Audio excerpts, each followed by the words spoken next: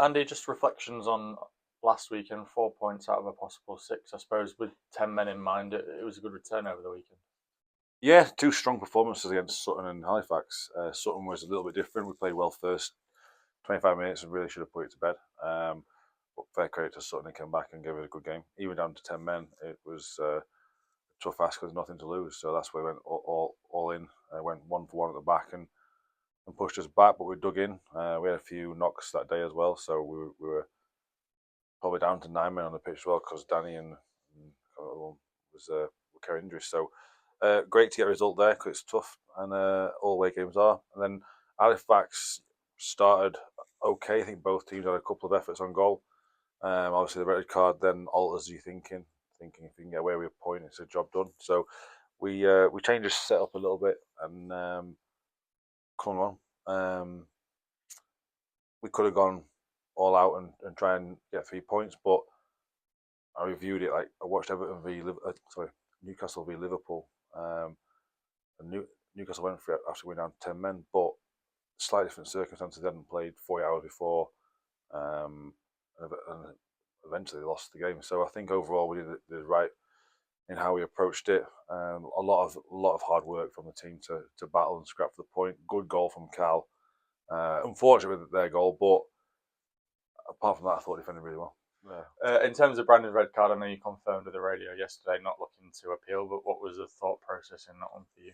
Yeah, I mean, like I said it on the radio interview, I think you've got to prove your innocence, and I don't think we can. I think he's given the referee a chance to make a decision. Very similar to what I said to the Sutton game, where the lad went in straight legged and it gave the referee a chance to get his red card out. So again, something to learn about. I don't think it was probably a red card in years down the line, but right now you can't raise your hand, and that's the message to Brandon. Just make sure you learn from it. So yeah, it's disappointed. I don't think he's a violent player. I think he just got involved in the melee and wanted to push the kid away. I think his hand slipped, and I think his hand chinned him. So look, no issues for me. So it's a red card, and that's all it is. In terms of that, Tyler's obviously then got 3 games to stake his claim for the shirt, hasn't he? Yeah, well, then we've got 2 very capable left backs, very similar to last year as well. So if one's missing, the other one fills in. So yeah, Dent's missed his opportunity to start because he got an turf against Tamworth. Brandon did well. Dent did well against Sutton. Felt a slight pain in his knee, but he's available for Brackley away. So yeah, we've got 2 good left backs. That's what I want, competition in all positions. Brackley this weekend, it's a TV game as well. It's both promoted sides from last season. Will this show us how far both teams have come since promotion? Yeah, well, Gavin's got a side he knows well. They've been very similar in terms of personnel for the last few years, and he's always been thereabouts. So full credit to Brackley and everything they've done. Rightly won the league, best team overall. That's what we said all along. We said at the beginning of the season, if you finish above Brackley, you'd win the league, and unfortunately they picked it right at the end. But then we flip on it said, we use the 2 playoff games for what an unbelievable feeling for us.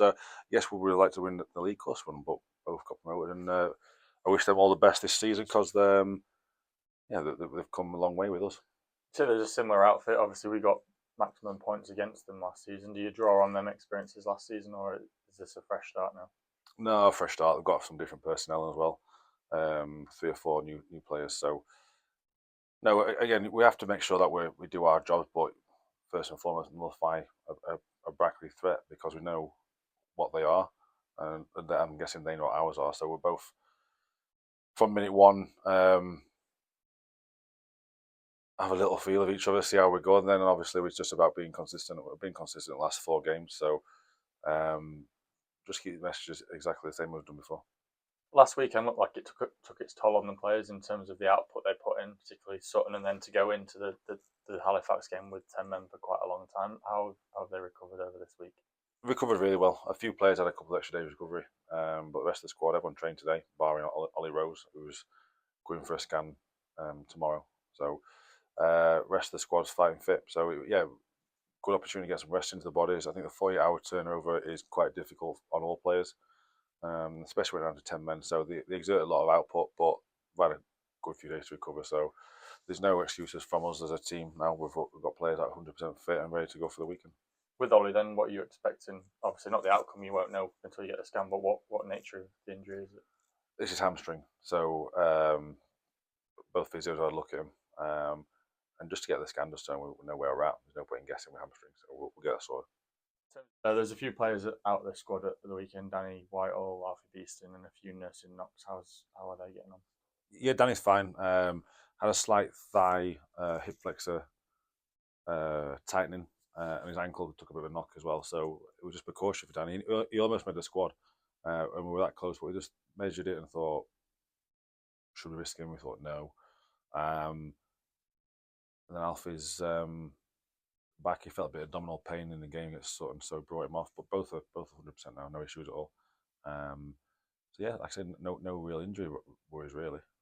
We have a squad. We have 2 players with position purposes for that. So whatever 2 we put out, will do a job for us. And obviously, Joe was victim of the tackle on Saturday, but then played on the Monday. And Keane came off the bench, and he had to be subbed, didn't he, on the Saturday? Yeah, well, Joe took a whack on his hip. I thought it was Ollie in the main interview, but it's actually Joe Rowley. Got a little bit of bruise on his hip, but that's fine. And Scales just took it. He went for a header challenge, completed for a header, and just rolled his ankle slightly. But both will be available.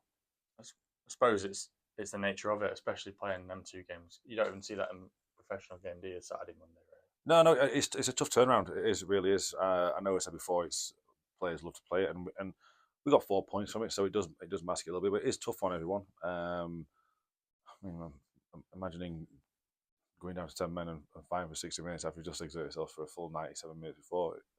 So your body never really gets a chance to refuel itself. So it's important we do the protocols we do. And like I said, that's why we have squad players, a squad of players that are all they're capable of fighting for places. The other one obviously wasn't in the squad on Saturday, but we do know obviously was ill on Saturday. Joey Dawson, is he okay? Yeah, Joey's fine. He had a stomach bug. I think everyone heard it on the radio. I think he dashed off to the toilet a few times. So yeah, we had a long journey home. Yeah, he didn't sound great going home, but luckily it wasn't a bug. I think it was something he ate. In terms of this next 4 days or so, it's 2 away trips, quite lengthy travel. How will you manage that over the next few days? Yeah, well, we'll get down to Brackley nice and early. Obviously, late kick off with the TV, so got loads of time there. On the way back, we'll do a recovery process, so there'll be day off Monday. Sunday. We'll travel again to Eastleigh on Monday. Long trip, so we need to get down there, make sure we're prepared. It'll be about trying to turn out players that have performed. And if hopefully the results go right, we can kick on again because it's important we keep this momentum.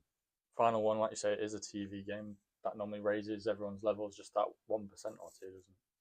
Yeah, it's not very often you do get TV games, so you got to relish them.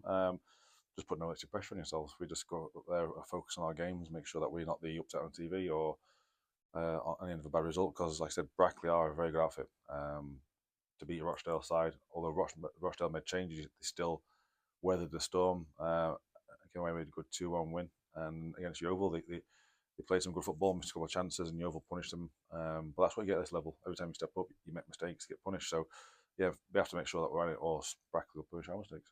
As a player, how much did you enjoy the TV games, the occasion to try and showcase yourself, I guess? Yeah, well, it's one you want to record, and you want everyone to see it. All your friends are watching, and family members are watching, so it's a good one to store. I remember memories where I scored on TV, and you get loads of texts afterwards. So it is good. But yeah, like I say, just make sure we don't get too carried away on anything, and just continue what we've been doing. Because I think the past 4 games in the league have been excellent, and that's key that message. Fans have been excellent, good team morale, and let's keep going.